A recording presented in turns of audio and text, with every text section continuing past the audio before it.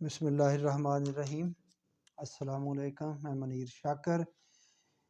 ذرا بات کرنی ہے، ایک تصور ہمارے ہاں پایا جاتا ہے، اصطلاح پائی جاتی ہے، وحی مطلوع اور وحی غیر مطلوع۔ وحی مطلوع تلاوت جس کی جائے یعنی کہ قرآن پاک، وحی مطلوع یعنی قرآن پاک۔ وحی غیر مطلوع جس کی تلاوت نہیں کی جاتی مگر ہے وہ وحی، یعنی روایات، احادیث مبارکہ جسے ہم کہتے ہیں، ان کو ہم وحی غیر مطلوع کہتے ہیں، قرآن پاک کو وحی مطلوع کہتے ہیں۔ کہتے یہ ہیں دونوں ہی وحی، کہتے یہ ہیں کہ دونوں ہی یہ وحی ہیں۔ کتنا ہم ظلم کر رہے ہیں کہ قرآن پاک کو وہی بات یعنی کہ مثل لا رہے ہیں اس کے بالکل، کہ یعنی کہ وحی ہے وہ بھی اللہ کی طرف سے ہے، قرآن پاک بھی اللہ کی طرف سے ہے، اور جو وحی ہے، جو نبی کا فرمان ہے، وہ بھی اللہ کی طرف سے جبریل لے کر آتے تھے، اور وہ وحی اسی طرح ہی ہوا نا، جس طرح قرآن ہے اسی طرح ہی ہم اس کو مانتے ہیں۔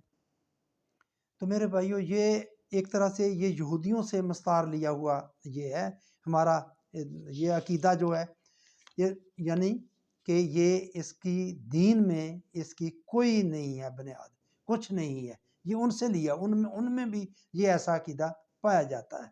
تو میرے بھائیو، میں صرف کہنا ہی چاہتا ہوں کہ یہ ایک عقیدہ بہت ہی غلط ہے۔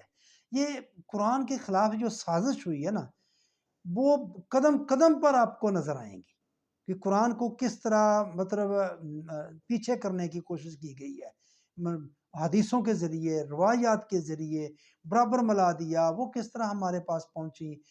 یہ تو قرآن ہے جس کی حفاظت کا ذمہ اللہ تعالیٰ نے لیا ہوا ہے، تو حدیثیں یا روایت ان کا ذمہ تو بالکل نہیں لیا ہوا، لیکن ہم جو ہیں زور لگا رہے ہیں کہ نہیں، تو پھر سارا کچھ جو دین بنایا ان روایات، ان حدیثوں کی بنیاد پر کروا کے، کھینچ کھانچ کے ہم نے قرآن کے ساتھ بھی ملا دیا، اور ایک طرح سے لوگوں کا ستیہ ناش اور گمراہ کرتے چلے آ رہے ہیں۔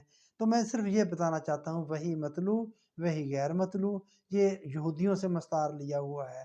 دیکھیں میرے بھائی، نبی کی باتیں جو نبی فرمایا کرتے تھے وہ وحی نہیں تھی، وہ ان کی اپنی ہوتی تھی۔ میں آپ کو ایک مثال دیتا ہوں، قرآن سے ہی دیتا ہوں۔ یہ سورہ انفال کی آیت نمبر 67، 67 کہیں گے، 67۔ میرے بھائیو ضرور غور کریں، بڑی واضح ہے، کوئی یہ نہیں میں کہہ رہا اس کی نص سے یہ چیز ثابت ہو رہی ہے، نہیں، بڑی واضح آیت ہے۔ اور یہ جنگ بدر کے قیدیوں کے بارے میں جو فیصلہ نبی اکرم صلی اللہ علیہ وآلہ وسلم نے فرمایا تھا، صحابہ کرام کے مشورے سے، سب نے جو مشورہ کا جو نظام ہے جس کی تاکید کی گئی ہے، کی جاتی ہے، یہ بھی ایک بہت لازمی حصہ ہے دین کا، تو آپ نے اس کے مطابق تمام صحابہ سے مشورہ کر کے یہ فیصلہ کیا، ان سے جزیہ اور فدیہ لے کر ان کو رہا کرنے کا فیصلہ کیا۔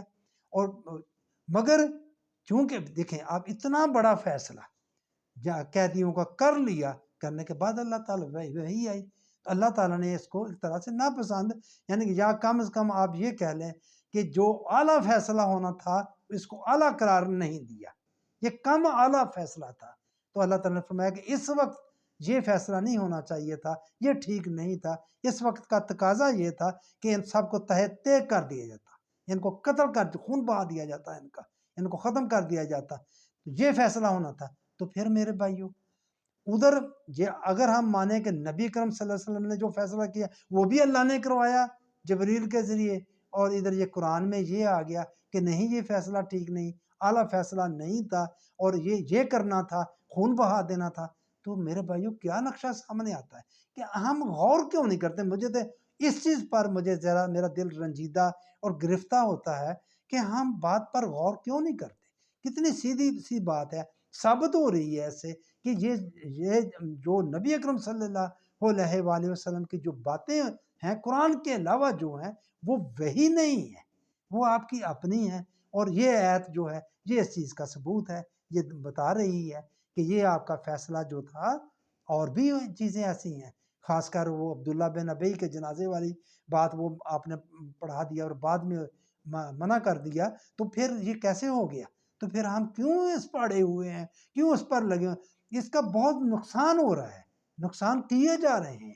تو بس میں یہ بات آپ کے سامنے رکھنا چاہتا تھا میرے بھائیوں، تو آپ بس میری آپ سے یہی التماس ہے کہ آپ پلیز آپ یہ باتیں آگے بڑھانے کے لیے آپ میرے مددگار بن، آپ میرے چینل کو آگے بڑھانے کے لیے میرے بس مددگار بن جائے. سبسکرائب کیا کریں، لائک کیا کریں، کمنٹس کیا کریں. آپ کی مہربانی. السلام علیکم ورحمۃ اللہ.